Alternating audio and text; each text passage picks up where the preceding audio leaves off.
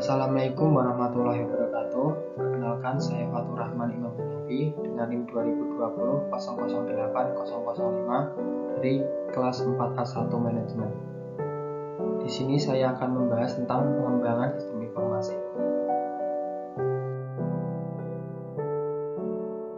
Sistem informasi adalah sebuah sistem manusia atau mesin yang terpadu integrate untuk menyajikan informasi guna mendukung fungsi operasi, manajemen, dan pengambilan keputusan dalam sebuah organisasi. Sistem ini menggunakan perangkat keras hardware dan perangkat lunak software, komputer prosedur, pedoman model manajemen dan keputusan, dan sebuah database. Sistem informasi manajemen. Menurut O'Brien dan Marx pada 2009, tujuan dari sistem informasi manajemen adalah menyediakan informasi yang dipergunakan di dalam perhitungan harga pokok jasa, produk, dan tujuan lain yang diinginkan manajemen. Menyediakan informasi yang dipergunakan dalam perencanaan, pengendalian, pengevaluasian, dan perbaikan berkelanjutan. Menyediakan informasi untuk pengambilan keputusan. Ketiga tujuan tersebut menunjukkan bahwa user perlu memiliki akses ke informasi akuntansi manajemen dan mengetahui bagaimana cara menggunakannya. Informasi akuntansi manajemen dapat membantu mereka mengidentifikasi suatu masalah, menyelesaikan masalah, dan mengevaluasi kinerja. Informasi akuntansi dibutuhkan dan dipergunakan dalam semua tahap manajemen, termasuk perencanaan, pengendalian, dan pengambilan keputusan.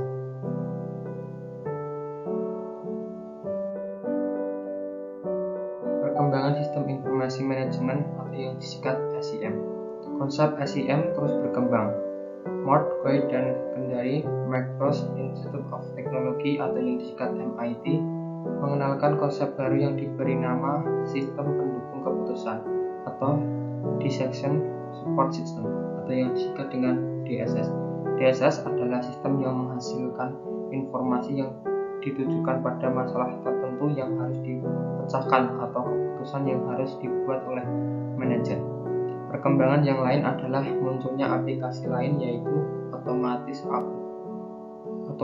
kantor, Office Automation atau yang disingkat OA, yang memberikan fasilitas untuk meningkatkan komunikasi dan produktivitas permanajeran. Belakangan timbul konsep baru yang dikenal dengan nama Artificial Intelligence atau yang disingkat AI, sebuah konsep dengan ide bahwa komputer bisa diprogram untuk melakukan proses logik menyerupai otak manusia. Suatu jenis dari AI yang banyak mendapat perhatian adalah Backtrack System atau yang disingkat IS, yaitu suatu aplikasi yang mempunyai fungsi sebagai spesialis dalam area tertentu. Semua konsep di atas merupakan aplikasi pemrosesan informasi dengan menggunakan komputer dan bertujuan menyediakan informasi untuk pemecahan masalah dan pengambilan keputusan. Tahapan-tahapan pengembangan sistem. Yang pertama, tahapan perencanaan. Tahapan ini merupakan suatu rangkaian kegiatan sejak ide pertama yang melatar belakangi pelaksanaan pengembangan sistem tersebut dilontarkan. Dalam tahap perencanaan, pengembangan sistem harus mendapatkan perhatian yang sama besarnya dengan merencanakan proyek-proyek besar lainnya seperti perencanaan pengadaan perangkat jaringan teknologi informasi atau TI. Tahap kedua adalah tahap analisis. Ada dua aspek yang menjadi fokus tahap ini, yaitu aspek bisnis atau manajemen dan aspek teknologi. Analisis aspek bisnis mempelajari karakteristik organisasi yang bersangkutan. Tujuan dilakukannya langkah ini adalah untuk mengetahui posisi atau peranan teknologi informasi yang paling sesuai dan relevan di organisasi dan mempelajari fungsi-fungsi manajemen dan aspek-aspek bisnis terkait yang akan berpengaruh atau memiliki dampak tertentu terhadap proses desain, konstruksi, dan implementasi. Tahap yang ketiga adalah tahap perencanaan atau desain. Pada tahap ini, tim teknologi informasi bekerja sama dengan tim bisnis atau manajemen melakukan perancangan komponen-komponen sistem terkait. Tim teknologi informasi akan melakukan perancangan teknis dari teknologi informasi yang akan dibangun seperti sistem basis data, jaringan komputer, teknik konversi, metode migrasi, sistem, dan sebagainya. Sementara itu, secara paralel dan bersama-sama, tim bisnis atau manajemen dan tim teknologi informasi akan melakukan perancangan terhadap komponen-komponen organisasi yang terkait, seperti yang akan berpengaruh atau memiliki dampak tertentu terhadap proses desain, konstruksi, dan implementasi. Tahap yang keempat adalah tahap pembangunan fisik atau konstruksi. Berdasarkan desain yang telah dibuat, konstruksi atau pengembangan sistem yang sesungguhnya dibangun. Tim teknik merupakan tulang punggung pelaksanaan tahap ini, mengingat semua hal yang bersifat konseptual harus diwujudkan dalam suatu konstruksi teknologi informasi dalam skala yang lebih detail.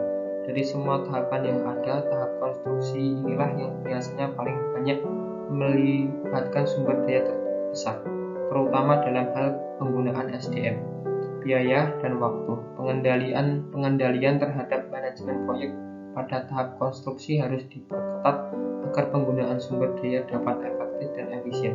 Bagaimanapun hal ini akan berdampak terhadap keberhasilan proyek sistem informasi yang diselesaikan secara tepat waktu. Akhir dari tahap konstruksi biasanya berupa uji coba atas sistem informasi yang baru dikembangkan. Tahapan yang kelima adalah tahap implementasi. Tahap implementasi merupakan tahap yang paling kritis karena untuk pertama kalinya sistem informasi akan dipergunakan di dalam organisasi. Ada berbagai pendekatan untuk implementasi sistem yang baru didesain. Pekerjaan utama dalam implementasi sistem biasanya mencakup hal-hal seperti merencanakan waktu yang tepat untuk implementasi, mengumumkan rencana implementasi, mendapatkan sumber daya perangkat keras dan lunak, menyiapkan database, menyiapkan fasilitas fisik, memberikan pelatihan dan workshop, menyiapkan saat yang tepat untuk cutover atau peralihan sistem, penggunaan sistem baru. Pemberian pelatihan atau training harus diberikan kepada semua pihak yang terlibat sebelum tahap implementasi dimulai. Selain untuk mengurangi risiko kegagalan, pemberian pelatihan juga berguna untuk menanamkan rasa memiliki terhadap sistem baru yang akan diterapkan. Dengan cara ini, seluruh jajaran pengguna akan dengan mudah menerima sistem tersebut dan memeliharanya dengan baik di masa-masa mendatang. Tahapan yang keenam, tahapan pasca implementasi.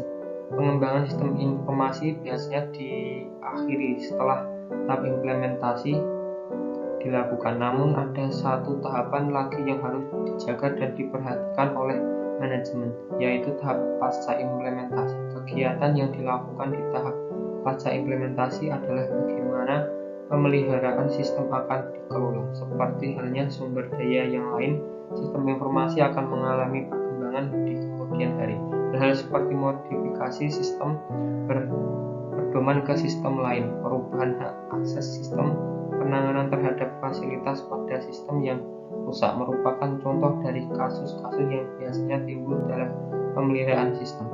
Di sini diperlukan dokumentasi yang memadai dan pemindahan pengetahuan dari pihak penyusun sistem ke pengguna untuk menjamin teknologinya dengan baik. Proses-proses pemeliharaan sistem dari perspektif manajemen, tahap pasca implementasi adalah berupa suatu aktif di mana harus ada personal atau divisi yang dapat melakukan perubahan atau modifikasi terhadap sistem informasi sejalan dengan perubahan keputusan bisnis.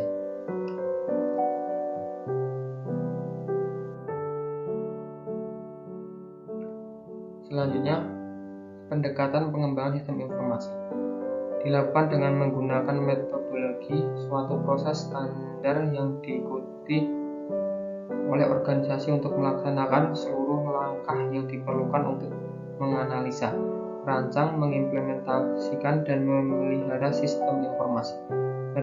Metodologi klasik yang digunakan dikenal dengan istilah SDLC, System Development Library. Yang pertama, pendekatan konvensional.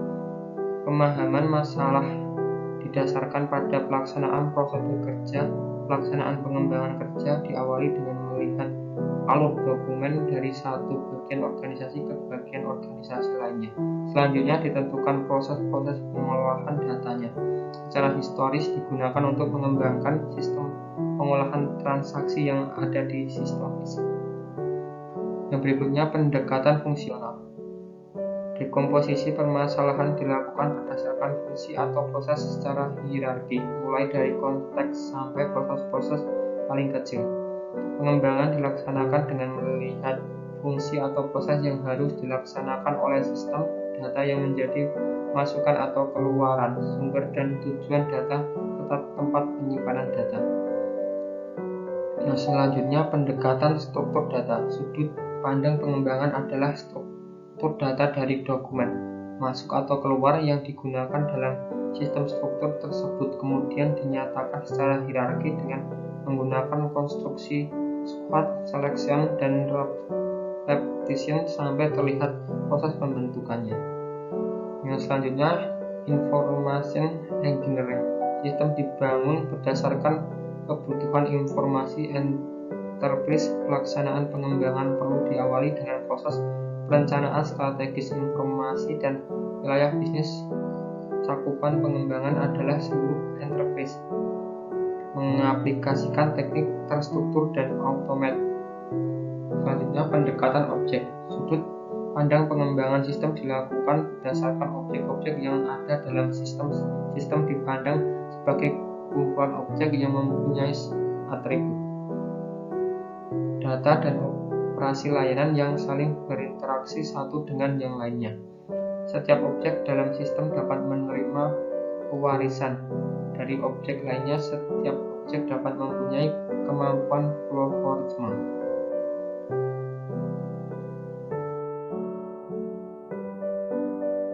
Cara mengembangkan sistem informasi. Ada banyak cara dalam mengembangkan sistem informasi, seperti ensuring, prototyping, memakai paket perangkat lunak. Yang pertama, ensuring merupakan pekerjaan yang dilakukan dengan memanfaatkan spesialis yang ada dalam perusahaan tersebut. Contohnya adalah usaha pengembangan ICT dalam perusahaan dengan membentuk divisi khusus yang berkompeten di bidangnya, seperti Departemen EDP, Electronic Data Processing. Pada umumnya, alasan utama dari penerapan ensuring adalah faktor biaya. Yang kedua, prototyping merupakan suatu pendekatan yang membuat suatu model yang memperlihatkan fitur-fitur suatu produk, layanan, atau sistem usulan. Modelnya dikenal dengan sebutan prototipe. Pemakai paket perangkat lunak. Pada prakteknya, sebuah paket perangkat lunak sering kali belum sesuai dengan semua kebutuhan perusahaan. Namun, ada kalanya kemampuan yang ditawarkan sebuah paket perangkat lunak jauh lebih dari kebutuhan. Oleh karena itu, diperlukan pula tindakan untuk mengidentifikasi perbedaan antara kemampuan yang ditawarkan paket perangkat lunak dengan kebutuhan perusahaan. Pada keadaan seperti ini, tentu saja modul-modul yang sekiranya belum diperlukan dapat tidak dibeli.